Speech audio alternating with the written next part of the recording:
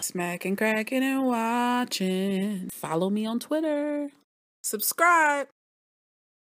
Shameless Season 8, Episode 7. This episode is called Occupy Fiona. I don't feel good.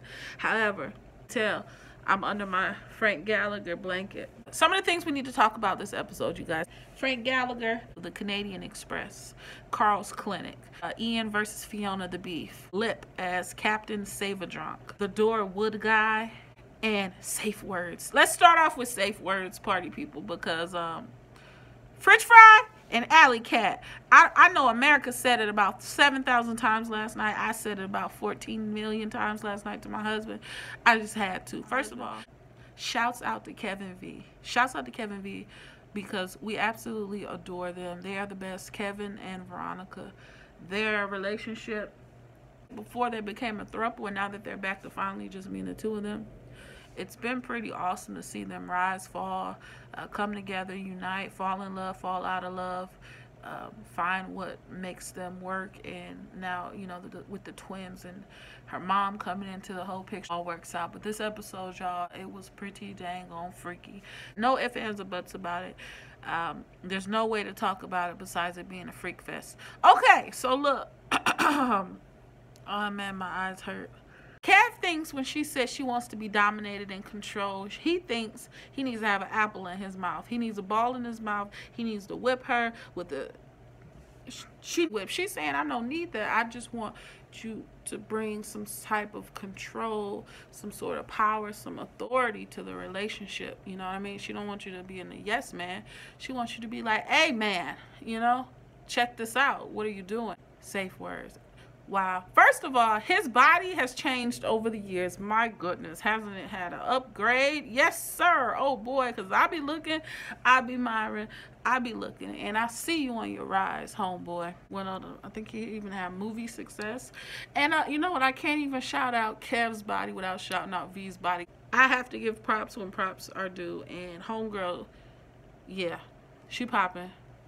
Yeah. She right. She gets a thumbs up. I can't even front on her on some real.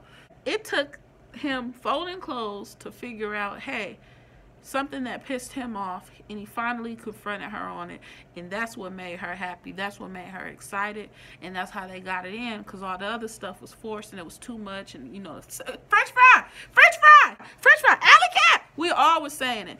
Oh, that just took all my energy. Anyway, I'm happy for Fiona chooses bad partners. Everybody who she ends up having a relationship with or even a rendezvous with, they're not that good for her. No one that she can really just be with and stay with. You know, she uses bodies as an outlet to basically get through her frustration. Am I lying? If I'm lying, I'm flying, and I don't see wings on my back. The Doorwood guy, as soon as we saw him, I've been saying this whole season, okay, who's gonna be the lucky guy? Because she hasn't, you know, went there. Now, what I did think was that that little crackhead, possible crackhead, I should call her tenant, she was going to get down with the tenant. I'm not going to lie, I still see that in the forecast. She's about to get some Irish action, no doubt. He's good with his hands. He's a woodworker. Hello! What else is needed? Fiona, I see it happening, girl. And you do too. Don't want anything from her as far as payment, so she calls him weird. We know what's gonna happen. We know. Here's your payment. Giving him cookies. Carl's Clinic. Carl he's doing all right for himself. He's figured out a way. He's paid his debt to the school, which he finally found something that he's good at. He's found his area that he can be profitable, something that makes him happy. And unfortunately, he's got it bad for these days. He's like his sister Fiona. Find a chick. Almost all the siblings, to tell the truth, Carl found that one chick, she gave him herpes. I'm just saying. Now he's got this chick downstairs that was supposed to be part of his clinic, and you know, cleaning up these dope heads for a fee to make money, to free himself from debt so he can pay his tuition. Well, he's got the money. I thought the dad was going to be like the police and they were going to like raid him outside when he got that briefcase. That didn't happen though, right? He got his $3,500. What was it? $3,527, I think was his fee. I'm like, damn. And this how you know Carl is kind of a little bit squared away on the right path though, because he didn't ask for $5,000. He didn't ask for $6,000, $10,000, $4,000. He said $3,500 and something else. I was shocked with him, I'm not gonna lie. Now, for this girl to be slobbing him down, and she's talking about taking SAT, so that means she's even possibly on her way to college. She's privileged, she's got an addiction, but slide down, she done lost her marbles. And he has too, because it's not going to stop, because we know that's what he likes, right? I don't know, Carl. I don't know. I hope she doesn't ruin your little future career, or maybe she'll put him on to something in the future. Don't know. Canadian Express. Smuggling medication back, Frank. Is this really what you're going to be doing? No, he was doing good. He was laid off. Like, his value is worth more. He doesn't feel like he's being respected or being, you know, just given what should be due to him. And he doesn't understand that everybody out there, you know, have paid the cost to be the boss as well. He just got his in because the guy at Triple L saw something in him, invested in him, and he was on the quick way to the he was on the quick path to upper management. They got let go. It is what it is. Ayo, it's a whole bunch of fish out there in the pond, and he didn't realize that. But Frank, being the hustler that he is, he's slowly getting back to the scamming Frank that we know him to be. Now, is he going to go overboard? Probably. Is he going to get caught? Probably. But his thing is, I got 5 kids to take care of. He's trying to be a father, so at the same time, it's like, give our guy some type of respect. Give him some type of a head nod. Give him some type of a fist bump. He trying.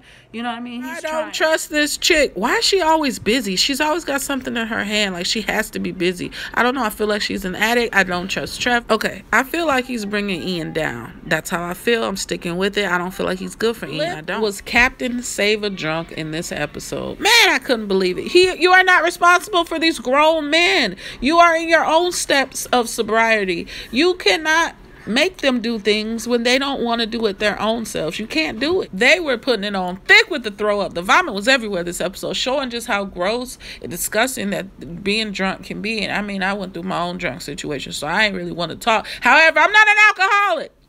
Okay, here we go with this guy. I don't know. Lip's got to let both of them go. Let them go if they want to go to jail. And I feel him. You know why? He did not want to lie for that man in court, and I'm not mad at him. He said it. Fool's going to jail.